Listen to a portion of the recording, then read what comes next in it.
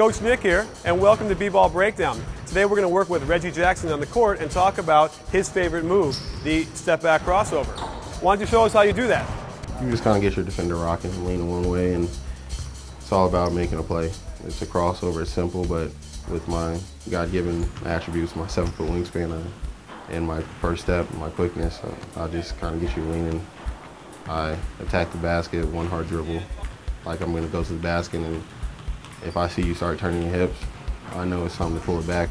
Once you create that space, you take a nice little hop step back to get your feet under you. It's all about balance when you're shooting, so either get a shot, and if the defender comes back, you can hesitate and blow by him. It's just something I practice and something that kind of came natural, just the flow of the game from.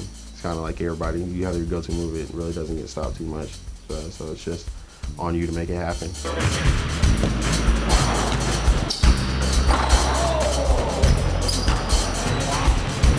Boxing is very valuable. Sitting in a perfect squat position. We like to say type A muscle fibers to where they fire quicker. Which muscles shorten, contraction the fastest, and re-lengthen is normally the faster guy. So when a kid can have good reflexes, he normally can be better at first steps, getting to the ball, court speed, lateral, because he's very, he has reflexes. So the quick twitch muscle that boxing brings out is a focus. So when a kid can focus on what he's doing and still be able to do it at a high speed pace, you normally get a better athlete. Direct parallels between boxing on the court, definitely staying down, staying low.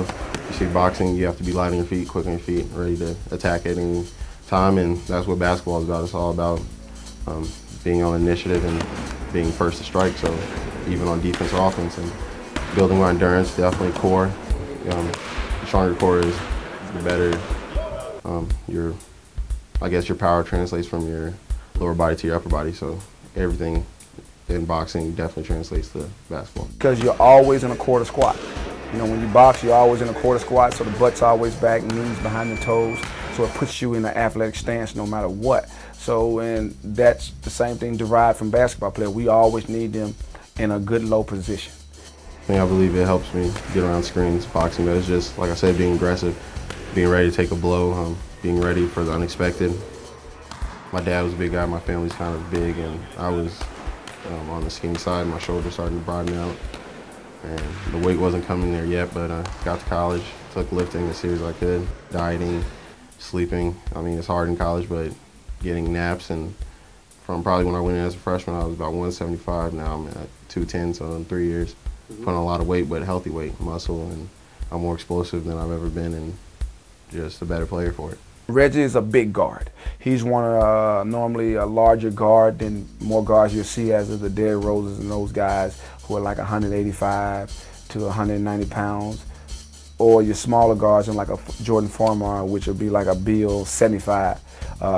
Very long. He's not your prototypical guard because he has a 7-foot wingspan. He has a devastating first step, which puts him in a very small percentage of athletic people with that size and with combination of speed and power. And you have that wingspan, deflecting passes. He can guard 1 to 2, 1 to 3s. So you can leave him on the court. So it's not like the coach got to waste timeouts here and there, take him out. He's getting punished by a guy that's bigger than him, but because we have him in here in the off season working with bigger guys. There's ones I want to be better than, but who are at the top of the game, I want to be the best. But I watch a few.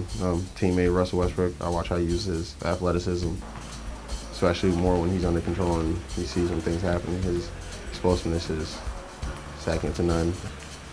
I watch Darren Williams, the way he uses his weight, the way he gets guys shifting, and he's he's not as explosive, maybe not the top 5 explosive point guard in the league, but he's definitely top 3 best, I believe. And watch Chauncey Billups, definitely being a Colorado guy.